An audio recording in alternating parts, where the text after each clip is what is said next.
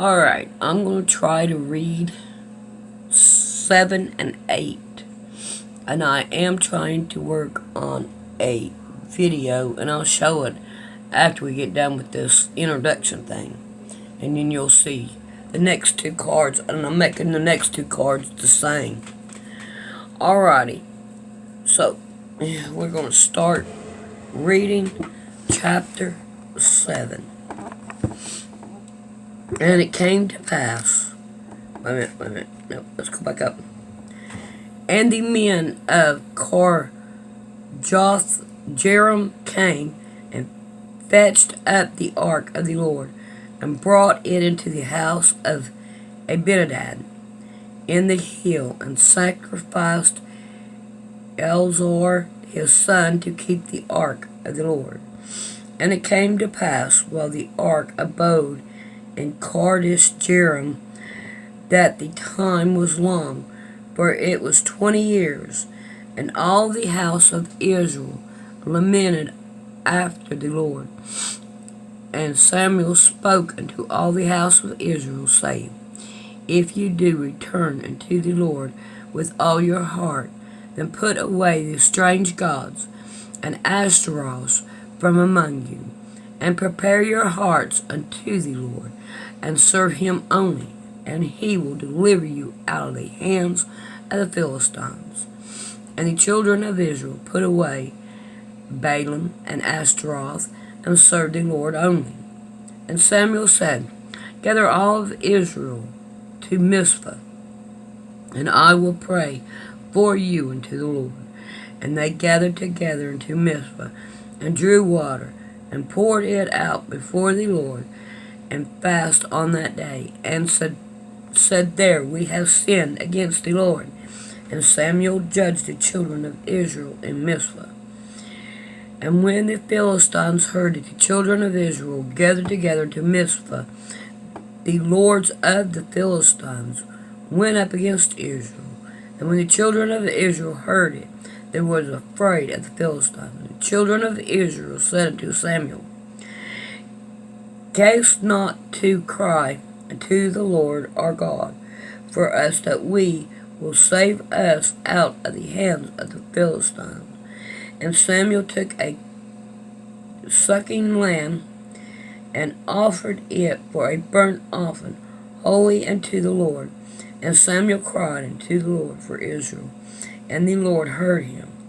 As Samuel was offering up the burnt offering, the Philistines drew near to battle against Israel. But the Lord thundered with a great thunder on that day upon the Philistines, and discomforted them, and they were smitten before Israel.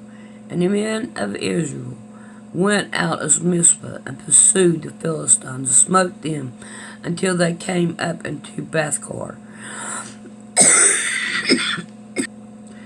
Then Samuel took a stone, and set it between Mizpah and Shen, and called the name of it Ebenezer, saying, Hitherto hath the Lord helped us. So the Philistines were subdued, and they came no more into the coast of Israel. And the hand of the Lord was against the Philistines all the days of Samuel. And the cities which the Philistines had taken from Israel were restored to Israel, from Ekron unto Gath, and the coast thereof did Israel deliver out of the hands of all the Philistines. There was peace between Philistines and the Amorites. And Samuel judged Israel all the days of his life. And he went from year to year in circuit to Bethel, and Gilgal, and Mizpah, and judged Israel in all those places. And his return was to Ramah, for there was his house, and there he judged Israel, and there he built an altar unto the Lord. We're on chapter 8. And it came to pass when Samuel was old, that he made his sons judge over Israel. Now the name of his firstborn was Joel, and the name of the second was Abed. Abinah, and they were judges in Beersheba. And his son walked not in his ways, but turned aside after leisure, and took bribes, and prevented judgments. When all the elders of Israel gathered themselves together and came to Samuel to Ramah, he said unto them, Behold, thou art old, and thy sons walk not in thy ways. Now make us a king to judge us like all the nations. And the thing displeased Samuel, when they said, Give us a king to judge us.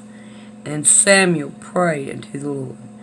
And the Lord said unto Samuel, Hearken unto the voice of the people, and all that they say unto thee. For they have not rejected thee, but they have rejected me, that I should not reign over them, according to all the works which they have done since the days that I brought them out of Egypt, even unto this day. Therewith they have forsaken me, and served other gods.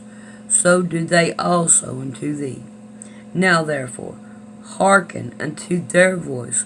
Howbeit, let's protest solemnly unto them, and show them the manner of the king that shall reign over them. And Samuel told all the words of the Lord unto the people that asked of him a king. And he said, This will be the manner of king that shall reign over you.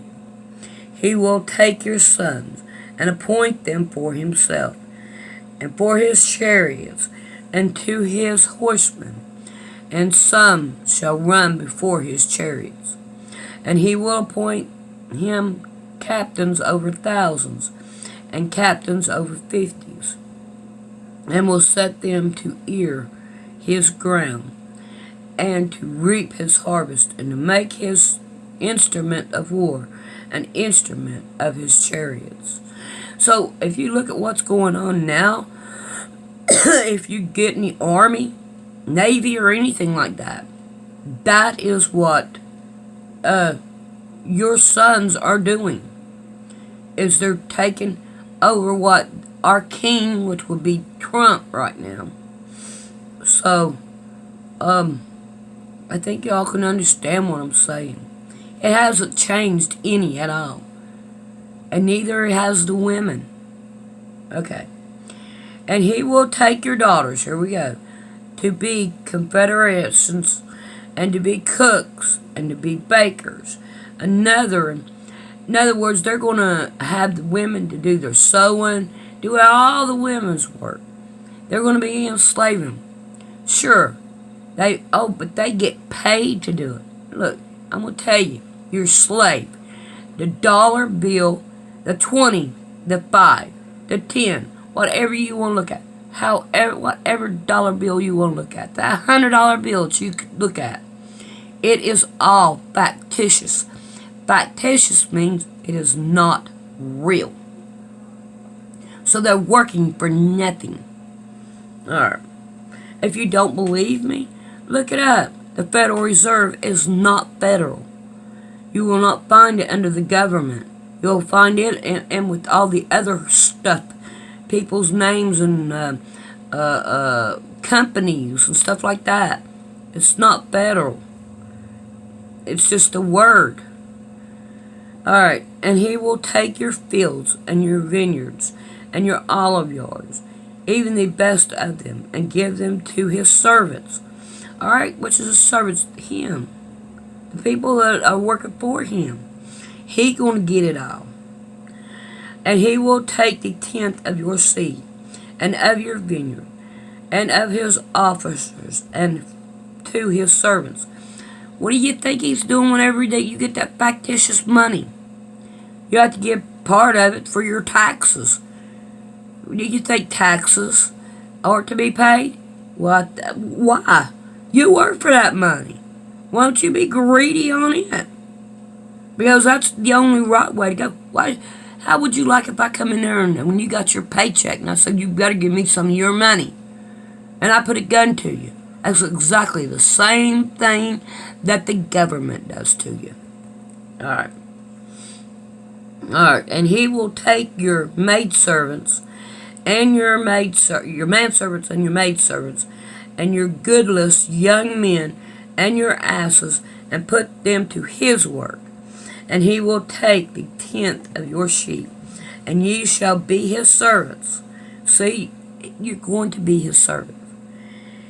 And he shall cry out in that day because of your king, which ye shall have chosen you. And the Lord will not hear you in that day. Nevertheless, the people refused to obey the voice of Samuel. And they said, Nay, but we will have a king over us. Well, by crackers, we can't get out from underneath it now. Okay, that we also may be like all nations, that our king may judge us, and go out before us and fight our battles. And Samuel heard all the words of the people, and he rehearsed them to the ears of the Lord. And the Lord said to Samuel, Hearken unto their voice, and make them a king. And Samuel said unto the men of Israel, Go ye every one unto his city. Alright, I'm going to go ahead and I'm going to read number 9. Yeah, I'm going to read number 9 too. Now, there was a man of the Benjamites, whose name was Kish, the son of Abdeel, the son of Zor, the son of Bechorath, the son of Aphiah, a Benjamite, a mighty man of power. And he had a son whose name was Saul, a choice young man, and a goodly.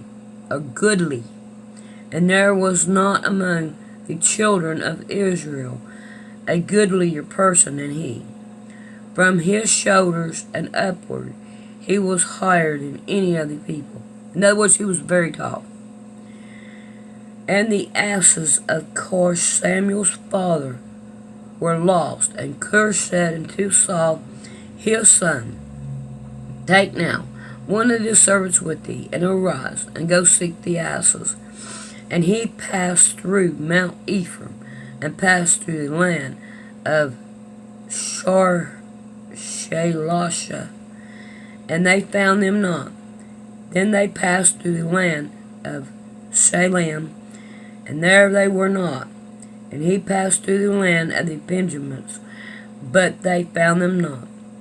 And when they were come to the land of Zarephath, Saul said unto his servant that was with him, Come, let us return, lest my father have caring for his asses, and take thought for us. And he said unto him, Behold now, there is in this city a man of God, and he is an honorable man. All that he saith comes surely to pass. Now let's us go thither, peradventure he can show us a way that we should go.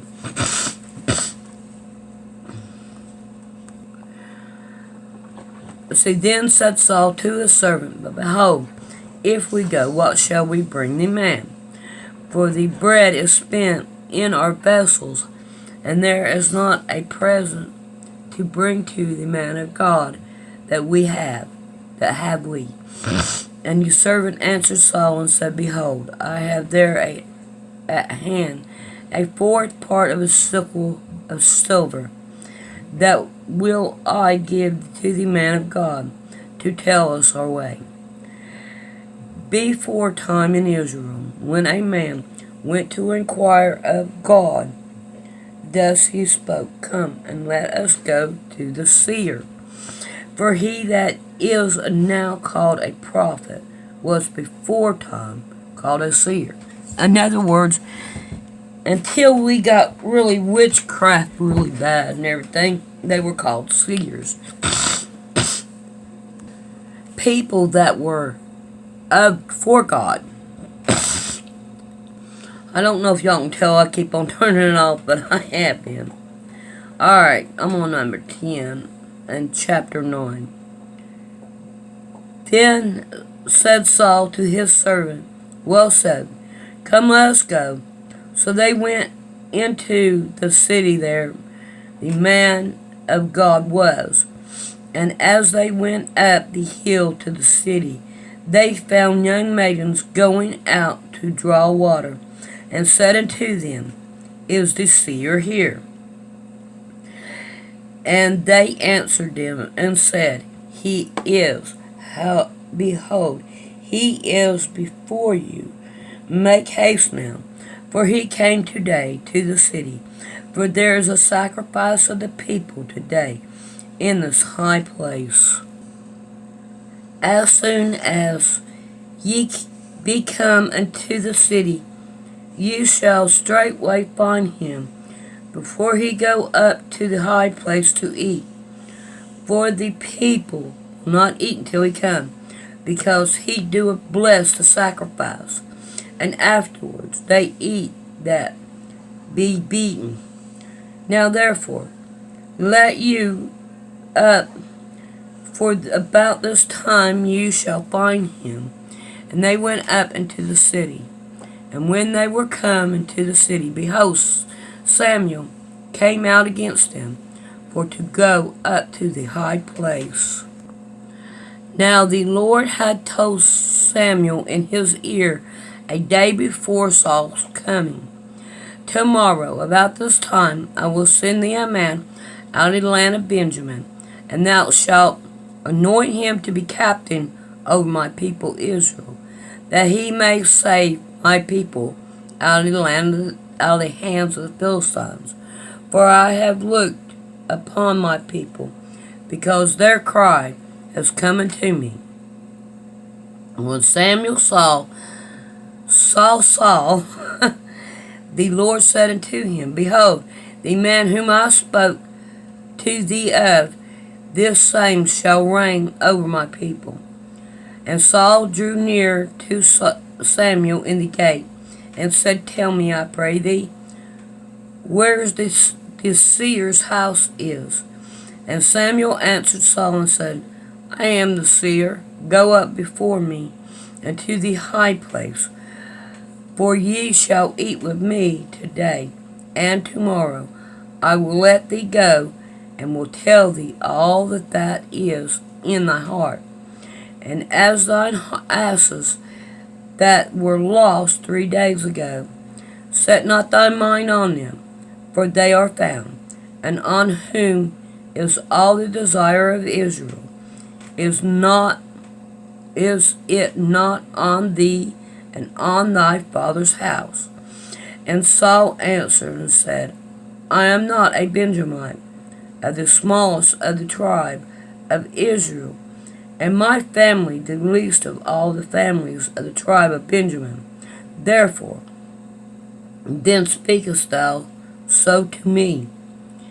And Samuel took Saul and his servant, and brought them to the parlor, and made them to sit on the chiefest place among them that were beaten, which were about 30 persons. And Samuel said unto the cook, Bring the portion which I gave thee, of which I said unto thee, set it by thee. And the cook took up the shoulder, and that which was upon it, and set it before Saul. And Samuel said, Behold, that which is left, set it before thee, and eat. For unto this time hath it been kept for thee, since I said, I have invited the people. So Saul did eat with Samuel that day. And when they were come down from the high places into the city, Samuel communed with Saul upon the top of the house.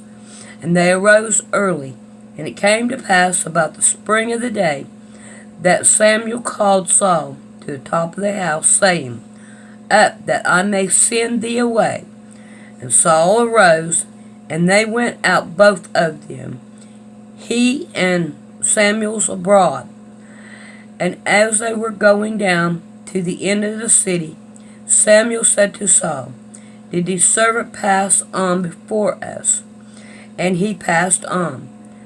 But stand thou still a while, that I may show thee the word of the Lord. Alright, we are down to number 10, and we will pick that up the next time. Alright, thanks for listening.